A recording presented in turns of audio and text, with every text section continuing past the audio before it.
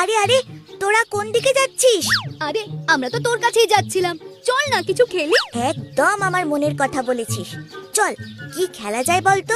শুনেছি নদীর ওপারে যে আমের বড় জঙ্গলটা আছে সেখানে প্রচুর আম হয়েছে।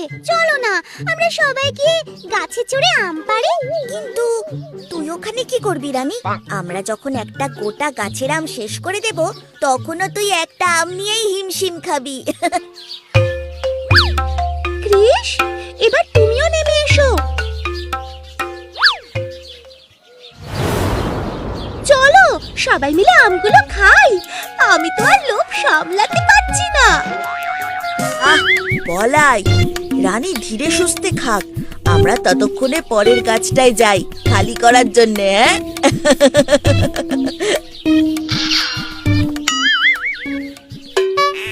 আরে তোমরা দাঁড়াও, আমিও আসছি।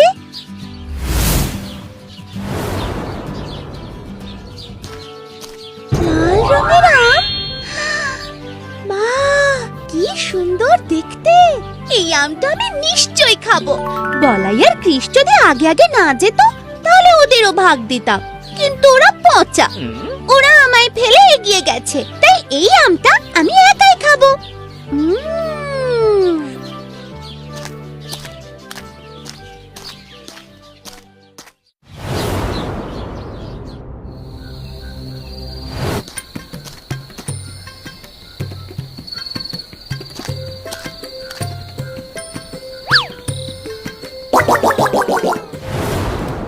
রানী, তোর কি হয়েছে? তুই গাছের ডালপাতা কেন খাচ্ছিস? তোমাদের বোঝাতে পারবো না, আমার কি প্রচন্ড খিদে পাচ্ছে। যতই খাচ্ছি খিদে কমছে না। কৃষ, রানীকে কি ভূতে ভর করলো নাকি রে? আমি তো কিছুই বুঝতে পারছি না। রানী, তুই কি কিছু উল্টোপাল্টা খেয়েছিস?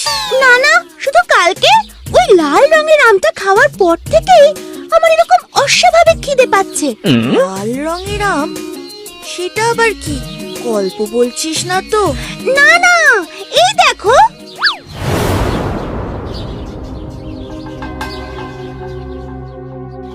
এবার তুই সরাসরি ওষুধ খাবি, আর কিচ্ছু খাবি না। চল আমাদের সঙ্গে।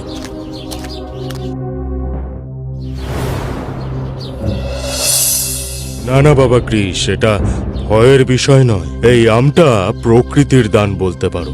100 বছরে একবার এই আমের ফলন হয়, আর এই আম যে খায় তার অস্বাভাবিক খিদে পায়।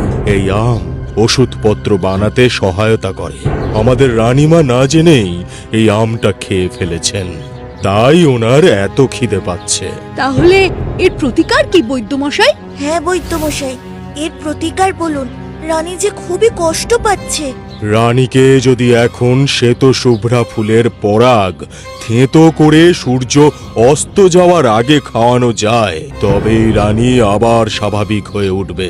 এই শ্বেত শুভ্রা ফুল কোথায় পাওয়া যায় বৈদ্যমশাই? সেই রাস্তায় বড় কঠিন বাচ্চারা। সেই ফুল আনা এত সহজ নয়।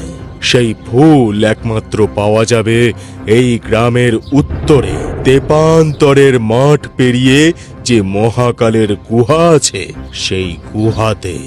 আমি যাব সেই ফুল আনতে। না না না না বাবা, এতে তোমার জীবনের ঝুঁকি আছে। সে থাক বৈদ্যমশাই, আমার কাছে আমার বন্ধুর জীবন বাঁচানো বেশি গুরুত্বপূর্ণ। কৃষ, তুই তো জানিসই কোনো অভিযানেই তোকে আমি একলা ছাড়ি না, তাই তোর সাথে আমিও যাব।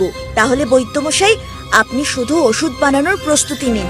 আমি বলাই আর টুনি সূর্য অস্ত যাওয়ার আগেই আপনার কাছে সেই শ্বেত শুভ্রা ফুল নিয়ে হাজির হব। জয় শ্রীকৃষ্ণ।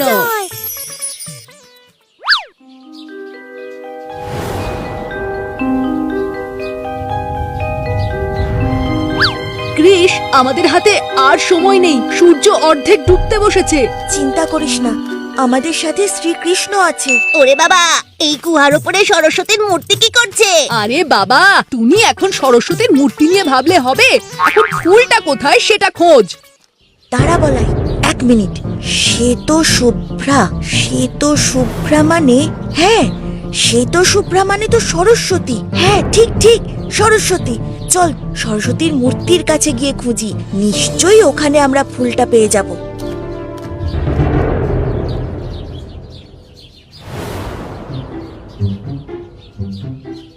পেয়েছি পেয়েছি পেয়েছি।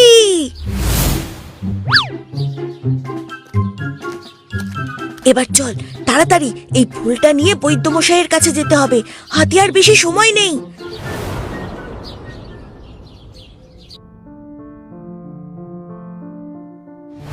মনে থাকে যেন এরপর থেকে কখনো কিছু অচেনা জিনিস এভাবে খেয়ে ফেলো না, পরে কিন্তু বিপদ আরো বড় হতে পারে। হ্যাঁ বৈদ্যমশাই, সে আর বলতে। আমি এই কান মলছি, নাক মলছি, আমার খুব শিক্ষা হয়েছে। এই ভুল আমি আর কোনোদিন করব না।